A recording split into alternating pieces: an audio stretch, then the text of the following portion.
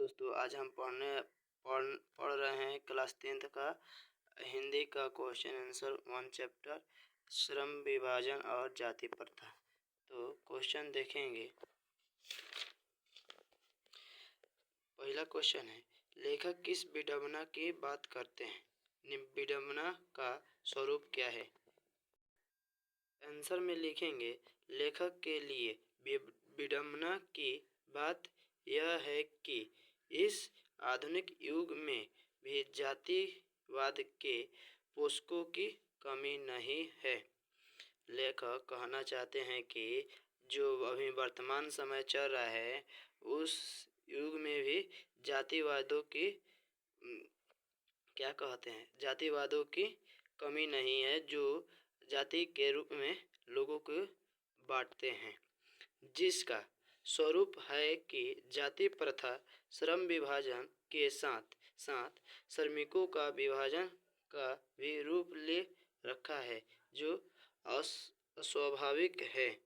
मतलब जिसका स्वरूप है कि जाति प्रथा, जो जाति प्रथा के और इस श्रम विभाजन के रूप में उसके साथ साथ श्रमिकों का भी विभाजन कर दिया है। मतलब काम के रूप में, जो जैसे नाई हो गया, वो थी, उसका काम है सिर्फ बाल ही काटना, जो अस्वाभाविक है।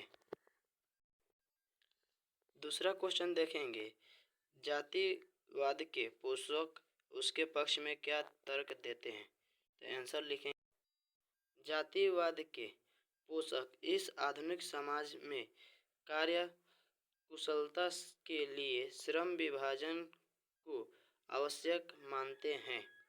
मतलब जातिवाद के जो पोषक है, जो जाति के रूप में लोगों को बांट दिए हैं, जाति के रूप में आधुनिक समाज कार्य कुशलता के लिए श्रम विभाजन को आवश्यक मानते हैं।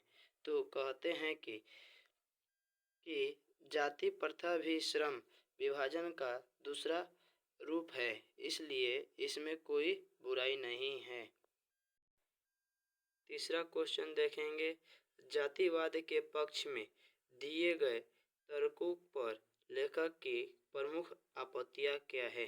तो आंसर में लिखेंगे, जातिवाद के पक्ष में दिए गए तर्कों में लेखक की आपत्ति यह है कि मतलब जातिवाद के जो पक्षधर हैं, उसके तर्क में लेखक की आपत्ति मतलब दुख की बात यह है कि जाति प्रथा श्रम विभाजन के साथ साथ श्रमिक का भी विभाजन करता है। मतलब जाति के रूप में बांट दिया है लोग, और श्रम विभाजन जो जिसका कार्य वही करेगा, और उसके साथ साथ श्रमिकों का भी विभाजन कर दिए हैं।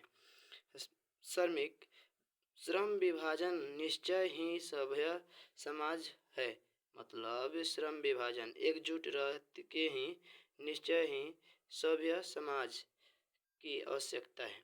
सभ्य समाज मतलब होता है कि एक साथ कैसे रहें, परंतु किसी सभ्य समाज में कार्य के साथ साथ लोगों का विभाजन सही नहीं है। मतलब किसी सभ्य समाज में कार्य के साथ साथ लोगों को विभाजन सही नहीं है। जो काम कोई करता है